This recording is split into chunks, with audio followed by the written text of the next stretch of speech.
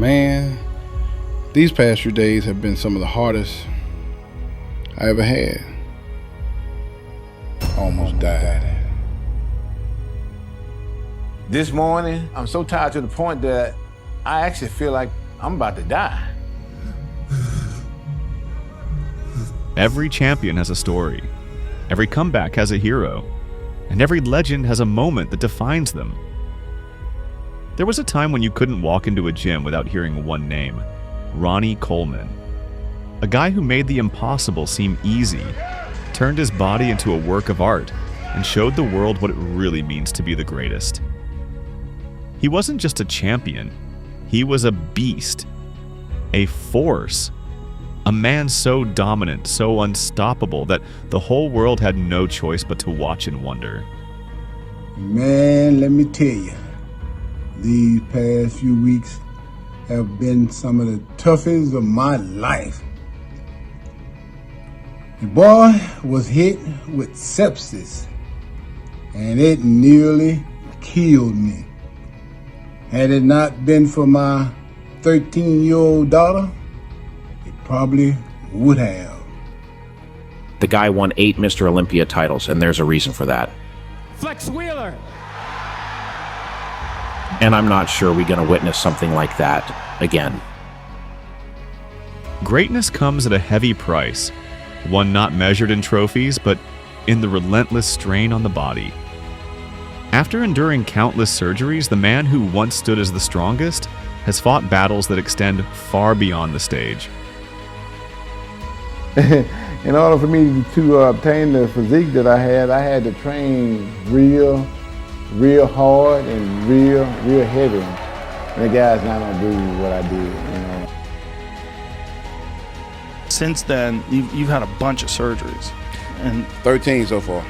Back, like 2 or 3 hip, 2 or 3 neck.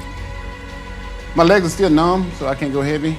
I do light stuff. That's the price you have to pay. You can't feel sorry for Ronnie Coleman because he knew there would be a cost to what he was doing. And for him, that price was worth it.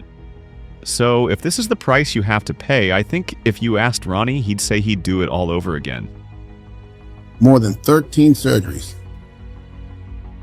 and a lot of pain. I still train through over that and have no regrets. Ronnie trained hard, but did he train smart? That was the only thing that I questioned, especially now seeing Ronnie with injuries and everything else. Ronnie, he had a goal in view. He wanted to be the #1 bodybuilder in the world. But of course, eventually, with the massive weights that he was lifting, those discs can many times pay a pretty heavy price. Want to go too heavy here? No, God forbid. Yeah. For retired people like us, Nope. You gotta take it easy. Exactly. For years, he ruled bodybuilding. 8 Mr. Olympia titles, and he pushed human limits like no one else could. But legends, they're made in more than just victories. They're made in the struggle.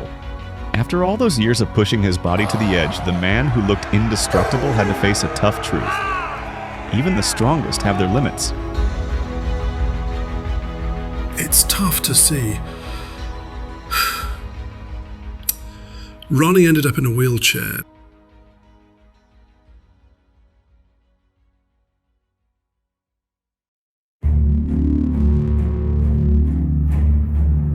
Hopefully, like real soon, I'll be walking. Yeah, buddy.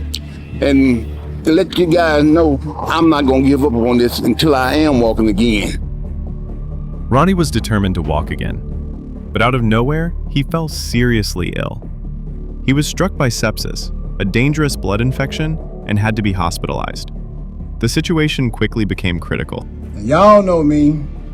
I've been faced with battles in my life, but nothing like this.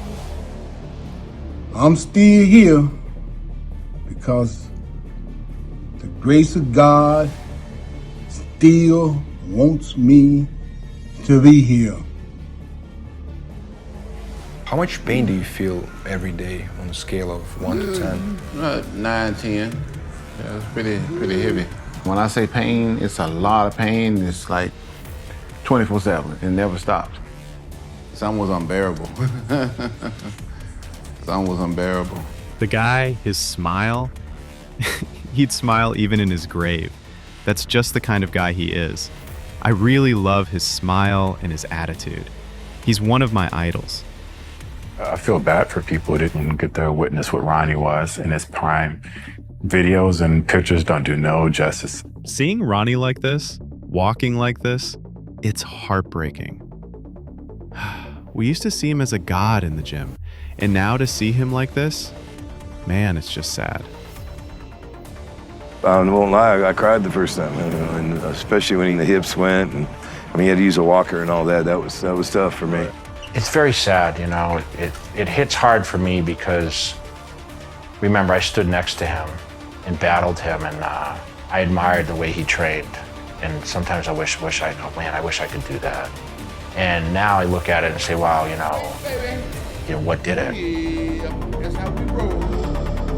Now he's in a different fight. The guy who used to crush every weight, beat every challenge, now deals with pain and limitations. But trust me, Ronnie Coleman is not defined by what he's going through. He's defined by that spirit that can't be broken. He might not walk like he used to, but his heart still burns with the same drive, the same hunger that made him the best. I'm gonna let God use me as he has done my whole entire life, because not once did I ask to be here, and not once am I gonna ask to leave here.